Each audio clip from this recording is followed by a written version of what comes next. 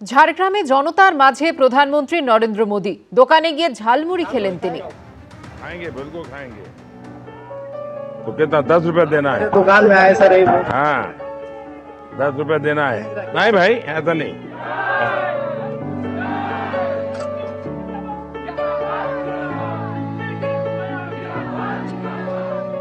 बढ़िया बनाओ।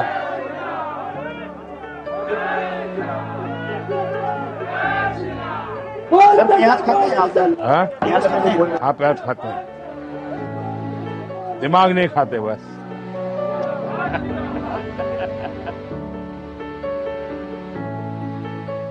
हम तो ये आपका पुरानी चीजें खाने आए हैं।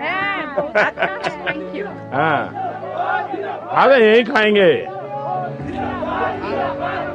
हाँ हाँ ज्यादा है, कोई बात नहीं, ज्यादा है तो ज्यादा खाएंगे।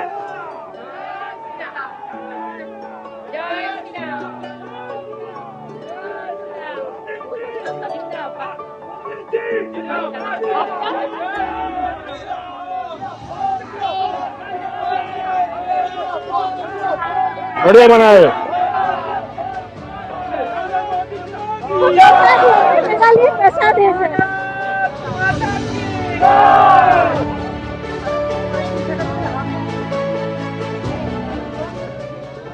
चलो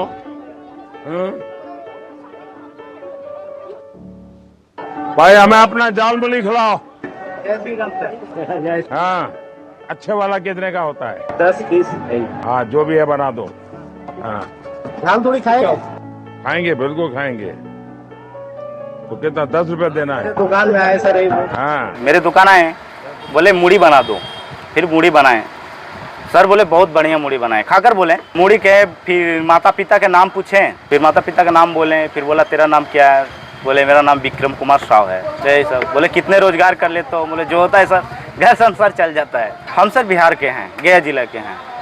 मेरा पिताजी इधर व्यवसाय करते थे, धीरे धीरे तो यही दुकान भाड़े पे किराए पे रहते हैं। जय तो सर के बोले जय श्री राम सर। तो सर बोला ठीक है, हम थोड़ा देरी मैंने जाने के समय में ऐसे किए तो हम समझे मैंने सर आएंगे, तो वही फिर आपस आए। हाँ बहुत खुश हैं। জমি সংক্রান্ত ব্যবসায় বেআইনিভাবে কোটি কোটি টাকা লেনদেনের অভিযোগে এক ব্যবসায়ীকে গ্রেফতার করল ইডি। ধৃত জয় এস কামদার সান এন্টারপ্রাইজের ম্যানেজিং ডিরেক্টর। তার বিরুদ্ধে 1100 কোটি টাকা অবৈধভাবে লেনদেনের অভিযোগ রয়েছে। অসুস্থ হয়ে পড়ায় ধৃতকে ভর্তি করা হয়েছে আরজিকর হাসপাতালে। সোমবারের মধ্যে হয় ধৃতকে আদালতে উপস্থিত করাতে হবে, নয়তো মেডিকেল রিপোর্ট দিতে হবে, নির্দেশ ব্যাংশার আদালতের। ভোটের মুখে ইডির অভিযান চলছে, এরই মধ্যে গ্রেফতারি।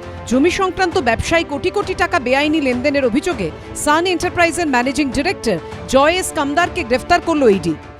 এই মুহূর্তে বেহালার ব্যবসায়ী জয় কামদারকে গ্রেপ্তার করে এনফোর্সমেন্ট ডাইরেক্টরেট আধিকারিকরা তারা নিয়ে যাচ্ছেন এবং মেডিকেল পরীক্ষা করাবার পর জয় কামদারকে কিন্তু এখান থেকে একেবারে সোজা আদালতে পেশ করবে এনফোর্সমেন্ট ডাইরেক্টরেটের আধিকারিকরা এবং নিজেদের হেফাজতে চেয়ে আবেদন জানাবে। 1 এপ্রিল বালিগঞ্জের ফন রোডে ব্যবসায়ী বিশ্বজিৎ পোদ্দার ওরফে সোনাপাপ্পুর বাড়ি, বালিগঞ্জে সান এন্টারপ্রাইজের অফিস ও বেহালার সংস্থায় এমডি জয় এস কামদারের বাড়ি সহ 10 জায়গায় তল্লাশি চালায় ইডি। ইডির দাবি সেদিন জয়ের বাড়ি থেকে উদ্ধার হয় 1,20,00,000 টাকা, বাজেয়াপ্ত করা হয় বেশ কিছু নথি। ইডি সূত্রে দাবি জয় এস কামদারের বিরুদ্ধে জমি সংক্রান্ত ব্যবসায় 1100 কোটি টাকা অবৈধ লেনদেনের অভিযোগ উঠেছে। তার সংস্থার মাধ্যমে কালো টাকা সাদা করারও অভিযোগ রয়েছে। বেআইনি লেনদেনের মাধ্যমে বিপুল টাকা স্থানান্তর এবং তার পেছনে বড় চক্র কাজ করেছে বলে ইডি সূত্রে দাবি।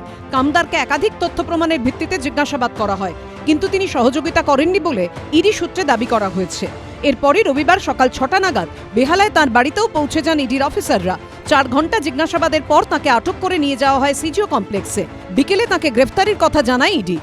ইডির আধিকারিকরা বেহালার যে বাড়ি সেই বাড়িতে দীর্ঘক্ষণ ধরে আজকে তল্লাশি জিজ্ঞাসাবাদ করেন এবং তার পরবর্তীকালে একেবারে ইডি আধিকারিকরা জয় কামদারকে আটক করে নিয়ে আসে সিজিও কমপ্লেক্স এবং তার পরবর্তীকালে জয় কামদারের পরিবারের সদস্যদেরকে জানিয়ে দেওয়া হয় যে একেবারে তার বিরুদ্ধে যে বেআইনিভাবে আর্থিক লেনদেনের বিষয় সামনে এসছে এবং তাতেই কিন্তু গ্রেপ্তার করা হলো বেহালার ব্যবসায়ী জয় কামদারকে। গাউন দেখালো, ওনারা যেটা দেখিয়েছে আমি দেখলাম আপাতত এক নজরে কিছু টাকার আর্থিক এর জন্য বিভিন্ন কোম্পানির সেই গ্রাউন্ডে অ্যারেস্ট করেছে।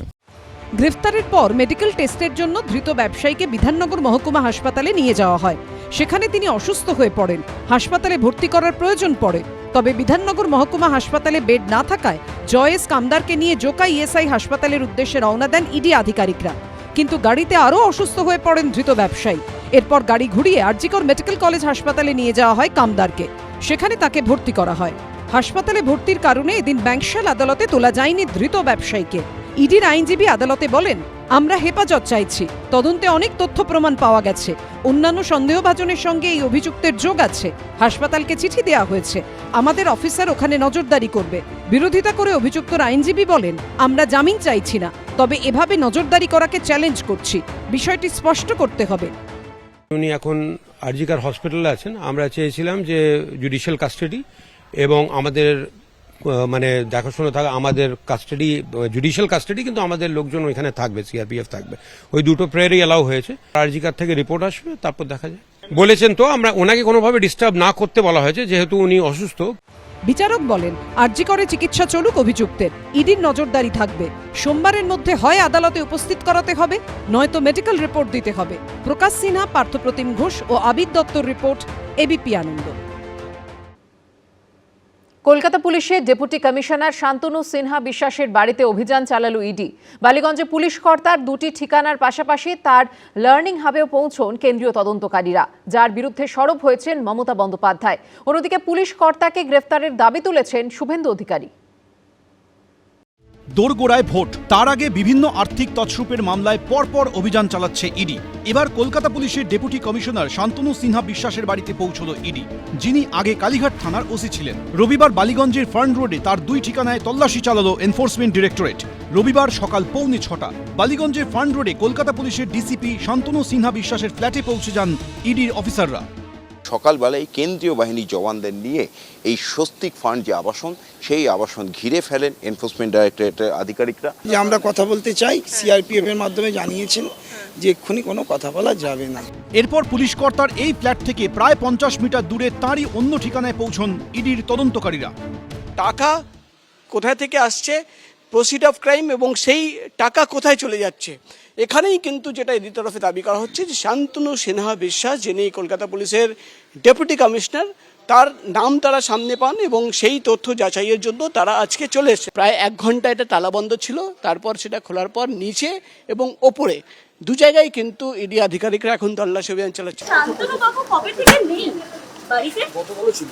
পরে শেক্সপিয়র সরণিতে শান্তনু সিনহা বিশ্বাসের ছেলেকে নিয়ে তার লার্নিং হাবে পৌঁছয় ইডি। বাবাও বাড়িতে ছিল, আমিও বাড়িতে ছিলাম, সবাই এসছে, নর্মাল কিছু কাগজ চেক করবে, কোনো প্রবলেম নেই।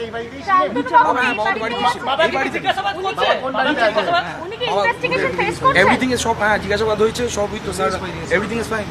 আর এটা জাস্ট কিছু শুভেন্দু অধিকারী, ওকে অ্যারেস্ট করা উচিত। ওকে অ্যারেস্ট কেন করছে না জানতে চাইছি। ডাকাত, একটা বড় ডাকাত, 4টে মামলা আছে, 4টে মামলা। চোর ডাকাতদের বাড়িতে তদন্তকারী সংস্থা যাবে। শান্তনু সিনহা তো কোর্টে, হাইকোর্টে গেছে, হাইকোর্ট তো ওনাকে রক্ষা কবচ দেয়নি। জমি ব্যবসা ও অবৈধ আর্থিক লেনদেনের অভিযোগে 1 এপ্রিল বালিগঞ্জের ফার্ন রোডে সোনাপাপ্পু ওরফে বিশ্বজিৎ পোদ্দারের বাড়িতে অভিযান চালায় ইডি। এই মামলা সূত্র ধরে ওই দিনই বালিগঞ্জে সান এন্টারপ্রাইজের অফিস এবং বেহালায় ওই সংস্থার এমডি জয় এস কামদারের বাড়ি সহ 10 জায়গায় তল্লাশি চালায় ইডি। রবিবার একই মামলা সূত্র ধরে একদিকে বেহালায় কামদারের বাড়িতে ইডির অভিযান শুরু হয়, অন্যদিকে কলকাতা পুলিশের ডিসি শান্তনু সিনহা বিশ্বাসের বাড়িতেও পৌঁছে যায় ইডির টিম। আমার যে সিকিউরিটি দেখে তার বাড়িও সকাল থেকে রেড করছেন। তার মানে আপনারা কি আমায় খুন করতে চান না হত্যা করতে চান? আমাকে খুন করলে যদি আপনারা বাংলা পান, চেষ্টা করে দেখুন না। লালবাজার তৈরি হওয়ার সময় থেকে প্রচুর পুলিশ নিয়োগ হয়েছে এবং তাদের আধিকারিকরাও ছিলেন। এরকম অস্বাভাবিক বাড়াবাড়ি রকমের হঠাৎ আঙুল ফুলে কলা গাছ খুব কম লোকেরই হয়েছে। কেন হয়েছে, কিভাবে হয়েছে, সেটা উনি ভালো বলতে পারবেন, আয়কর দপ্তর ভালো বলতে পারবেন। এগুলো নিয়ে তো আমাদের গবেষণা করার সময় নেই। তার বাড়িতে ইডির তল্লাশি নিয়ে এখনো পর্যন্ত কোনো প্রতিক্রিয়া দেননি কলকাতা পুলিশের ডিসি শান্তনু সিনহা বিশ্বাস। অনির্বাণ বিশ্বাস, প্রবীর চক্রবর্তী, রঞ্জিত সাউ, এবিপি আনন্দ। এবিপি আনন্দ, এগিয়ে থাকে, এগিয়ে রাখে।